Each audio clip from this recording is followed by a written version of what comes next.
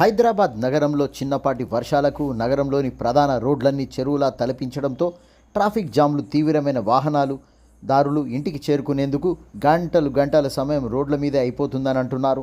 దీంతో వాహన కాలుష్యం నాలుగింతలు పెరిగిపోవడం జరిగింది.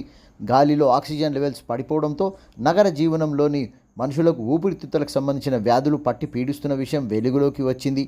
ఇప్పటికే వస్తుందా అనేది వచ్చిందనే తెలుస్తుంది. వర్షం నీరు త్వరగా మ్యాన్ హోల్స్ ద్వారా నాలాల్లోకి చేరితే ట్రాఫిక్ సాఫీగా సాగిపోతుందని తెలుపుతున్న జలమండలి బల్దీ అధికారులు ఏ ప్రాంతాల్లో మోకాలు లోతు నీరు నిలిచిపోతున్నాయో, రాకపోకలకు ఆటంకం కలుగుతుందో ఆయా ప్రాంతాలను అధికారులు గుర్తించి 11 ప్రాంతాలను భూగర్భ సంపులను నిర్మించి ఆ రోడ్ల మీద నీరు నిలవకుండా వర్షం నీరు భూగర్భ సంపులోకి వెళ్ళిపోతుంది.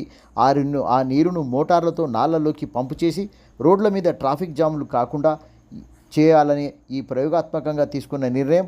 భూగర్భ సంపులు ప్రధాన రోడ్ల మీద నీరు నిల్వ లేకుండా చేయడమే లక్ష్యంగా తెలుస్తుంది.